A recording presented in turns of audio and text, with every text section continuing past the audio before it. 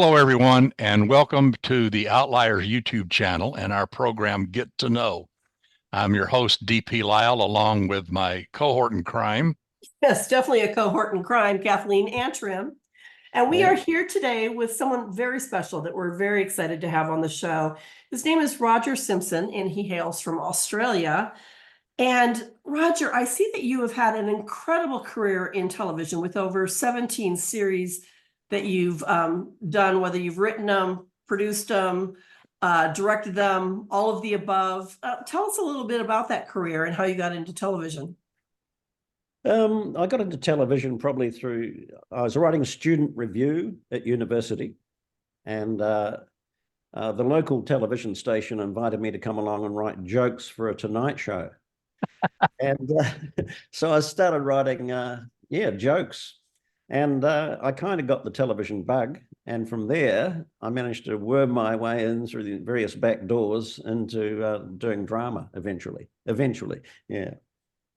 So how many years have you been in television now? Sorry, what was that? How many years have you been in television? Oh, gosh, I hate to count. It's probably 50. Wow. Wow. And I only admit to 40 because it ages me too much. I know. Completely get that. And it looks like you do multi-genre. Like you've got some, show that's sci-fi. You've got, you're hitting all different kinds of genres. Where do you get your inspiration for these shows? Well, in the early days, it was just wherever I could get a gig. It was just opportunity. So I started in New Zealand. I did some kids drama and some documentary because that was all that was available. And then I moved to Australia to try to break into drama.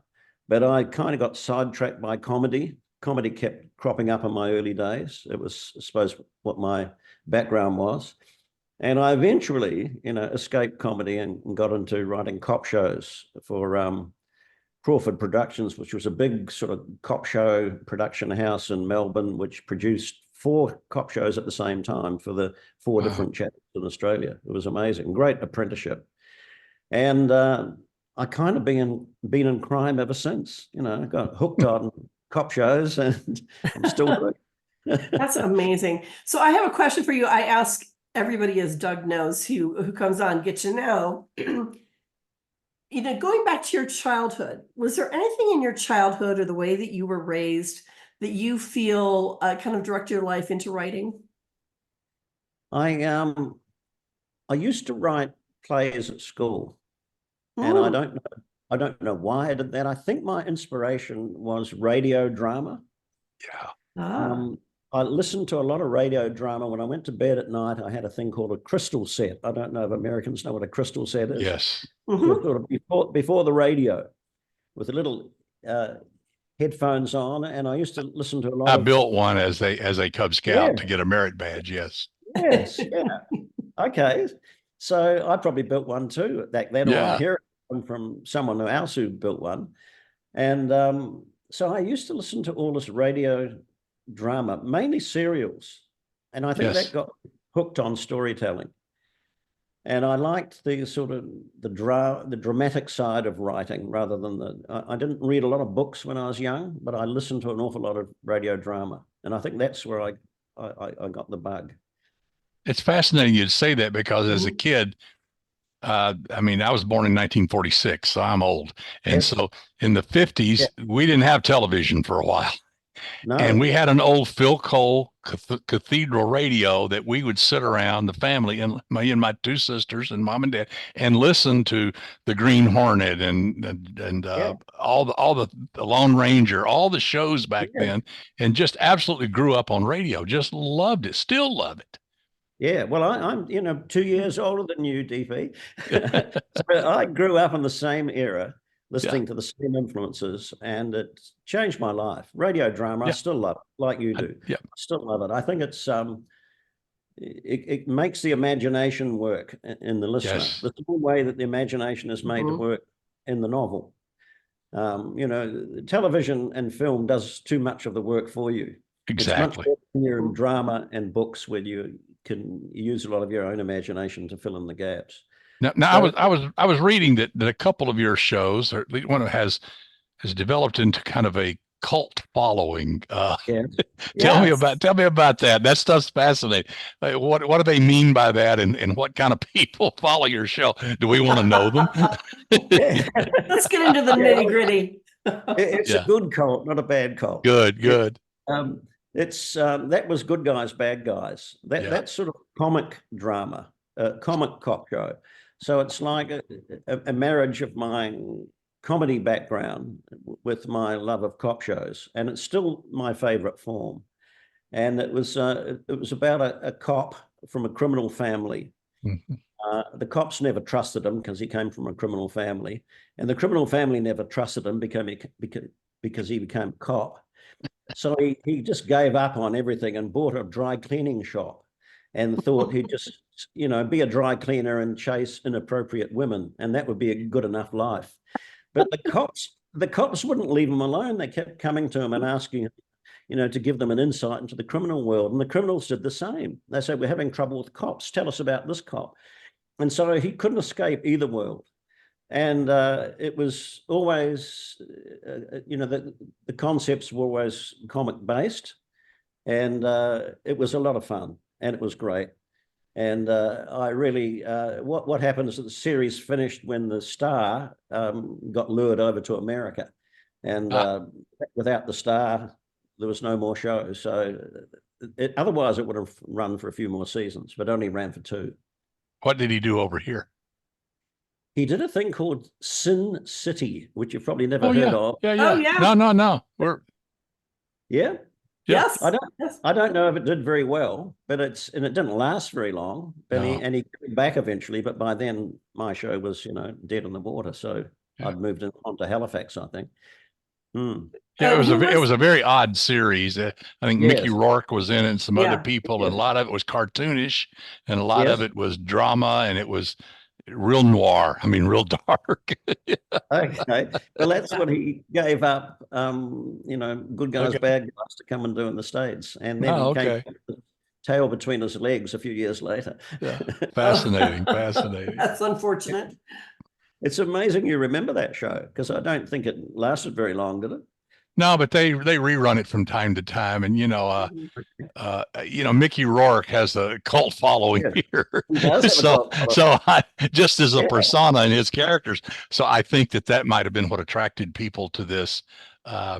But it really was like a Dick Tracy cartoon on steroids. I mean, it Okay. really was. Yeah, it really Yeah. was odd, but it got Yeah. it got a following for a while. Yeah. Yeah, Okay. yeah. All right. Well, I'd love to talk about your books. I mean, this Yeah. just sounds fascinating. Doug and I, before the show, we're chatting a little bit about those. What inspired you to start writing books? It wasn't my idea at all. It was we brought back Halifax after 20 years. The Channel 9 decided to reboot it. And so we brought back Halifax, and we did a mini series in 2019, just before COVID. And the publisher came along, and Simon & Schuster, and said, "Have you ever thought of writing books?" And I said, "Well, no, I haven't. Why would I think of doing anything so scary?" Because for me, it was a bridge too far. I hadn't done any narrative writing.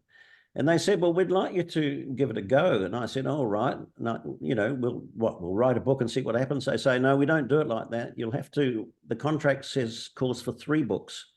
So I jumped off the cliff, because they say it's not worth investing in one book. We need a Sure. a series Yeah. at least. So they held my hand. I jumped off the cliff. I was terrified, actually, really, really terrified. In a way, I'd never been so terrified in television. It was just so new. I'd never written a book before. But 3 books in now. I've just finished the first draft of book 3. I'm feeling a bit more comfortable about the form, and I'm really enjoying it. Yeah. What's the title of it?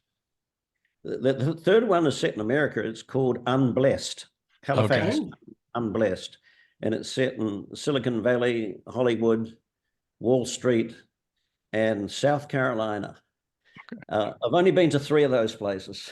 Okay. So Resurrection is number 2 in the book, in the series. Yes. Resurrection is number 2. Yeah. And Unblessed is number 3. That's set in America. Cool. Yeah. And when's it Yeah. coming, you said? Well, I'm a little bit late on it because I have to do so much more research because it's American. I've got to get the dialogue right, and the police system is a bit different, and the legal Yes. system is a bit different, and the politics is a bit different, state versus federal and all that. Right. So I'm a little bit behind the deadline. It was meant to come out in September this year. It'll probably be a bit later. It'll be out before Christmas. Yeah. Good. Very Yeah. good. Well, Very tell us good. about Jane Halifax. How did you come up with her and create that character? Because she is just outstanding. Well, it's incredible, isn't it? These stories, they always happen. It's not planned. None of my life is planned. It came off the back of a cancelled show called Snowy, which was about the big. Well, it's hard to explain an Australian story to an American audience, but after the Second World War, there were a lot of immigrants brought out to develop a big hydroelectric scheme in the Snowy Mountains. So we tried to dramatize that, and we had a very big cast, and it was a serial drama. And it worked up to a point, but it wasn't a total success. So it got cancelled after the first season. But the network loved Rebecca Gibney, who was the actress who played the young lead in it. And they said, we're good news and bad news. The bad news is we're cancelling Snowy, but the good news is we want you to write a show for Rebecca Gibney. And we want it to be telemovies, because they wanted something to replace the Sunday night telemovie, which used to be an American telemovie until the video came along and Hollywood cut off the supply of Sunday night movies so they can send the video instead. So there's this huge gap in Australian television and probably American television as well. Yes. And so the network had to develop their own telemovies for a Sunday night audience. So it had to, I wanted to write crime. I had a female lead, which was unusual in those days. Most of the leads back then were male. And most of the shows had sort of ensemble casts, not just one person. So here was a requirement, a recipe for a single woman Sunday night telemovie. And they wanted the telemovies to be shown out of order because the network never trusts the writer. And they think, this is a winter show, Roger, or this is a summer show. The last thing you ever think about when you're writing a show is, when it's going to be screened. So they wanted them to be shown out of order, and they wanted the cast to change with every telemovie apart from Jane Halifax. So the cops were new, the guests were new, even her assistant. Every time she did a telemovie, she had a new assistant. Oh, wow. She had a new apartment because we only made 3 a year for about 7 or 8 years. We made 6 in the first year, but we nearly killed Rebecca in the process. That was just too many telemovies. So we slowed down to 3. And because of the separation of production problems, it was very hard to keep the same sets. We shot on location rather than in studios. So we got a real apartment looking out, the windows looking out at Melbourne City, and sort of shot in that apartment with the city behind. And so, but the audience never questioned it. They never questioned why she had a new assistant or a new apartment or a new office. So you didn't have to explain it. She'd worked with. No, it was amazing. They were so accepting. As long as Jane was in it, solving a diabolical crime, they were happy. So that's how it happened, just by accident, really off the back of a cancellation of another show.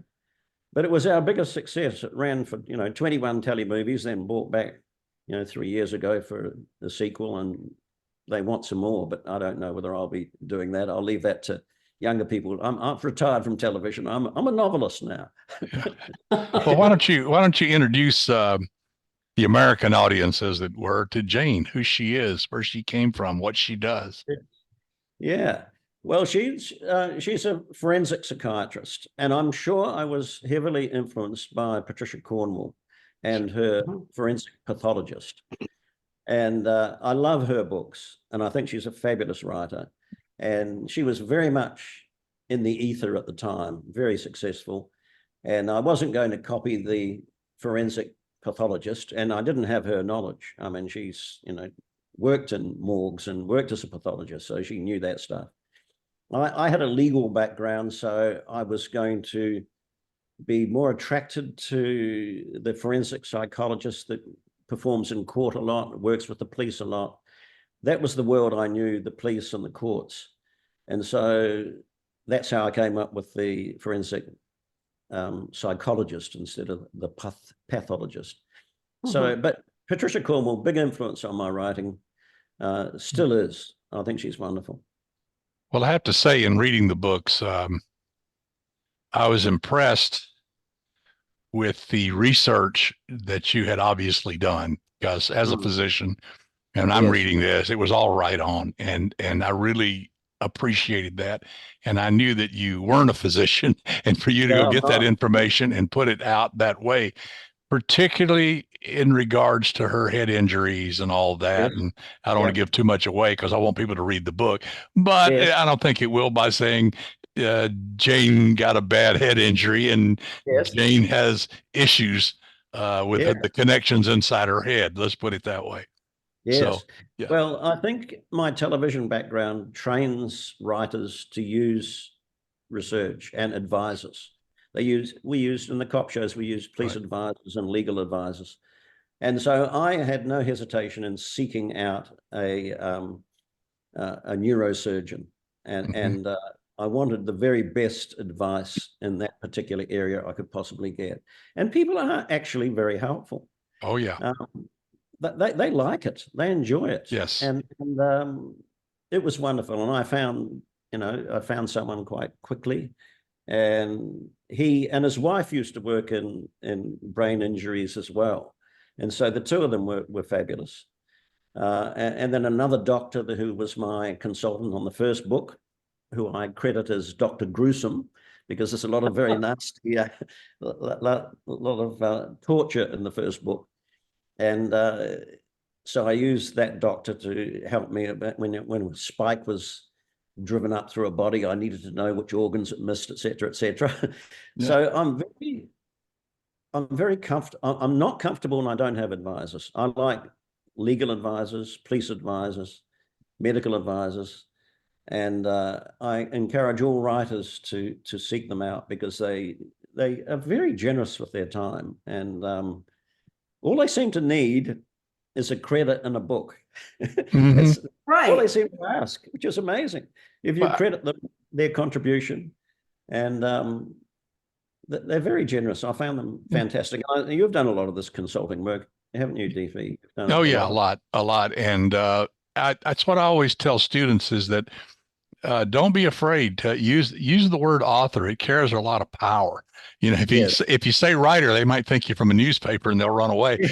But if you say that you're an author and you're working on a novel and you have some questions for them, I said people have bent over backwards because people like to talk about what they know and they like to share their world.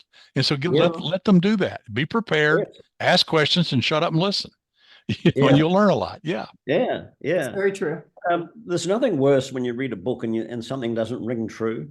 Right. It's very irritating. You want to throw the book at the wall or stop reading or something. You just doesn't sound authentic. And fiction is no excuse to, it's not a license to make things up. It's got to be in a real world, and that real world needs to be properly researched. So I've always been good at that. I'm quite conscious. Well, it shows. It shows. Yeah, that's good. Can you tell us a little bit about now your new novel? It's just releasing, or has it released quite yet? Later in the year. Yeah. The third one's coming after September, you said. Yes. But the second one. Oh, the second one just came out. The second one just came out. Yes. Just came out. That's written. So tell us a little bit about Resurrection. Well, it's once again, these stories come in a strange way. And when I delivered the first book, and it was about to go off to the printer, the publisher said at the last possible moment, give us a teaser for book 2. I said, oh, a teaser for book 2? I hadn't even thought about what book 2 was going to be about. So I was sort of struggling for something which was a nice hook, and it was the car accident that Jane Halifax has that leads to her traumatic brain injury. And I wrote that as a hook for book 1, and then had to sit down and justify the beginning in book 2 and thought, well, where does that take me?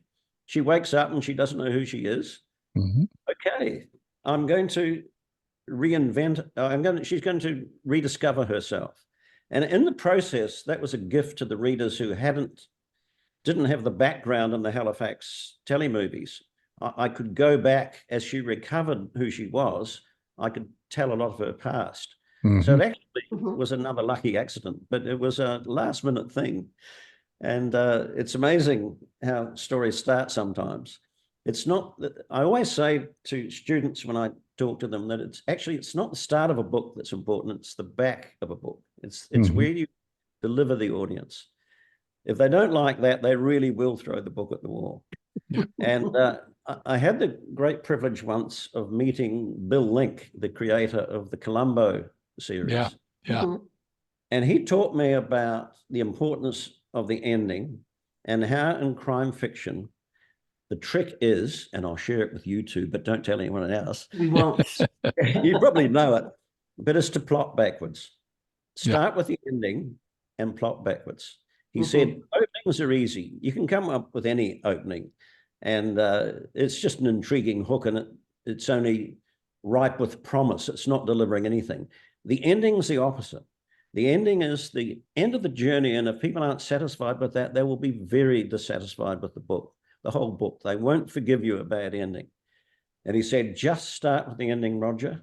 Get that right, and don't leave home until you've arrived at that conclusion, and then plot backwards.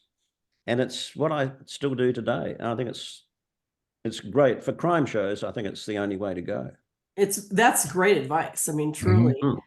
I mean, I don't start a book until I know how it's going to end. So and I never really thought about why. I just seemed to be instinct. But yeah, I mean, that's brilliant advice. That is a great advice, isn't it? And that was dear Bill. That was his advice. Just the only thing he really said to me, but it was so valuable and so important.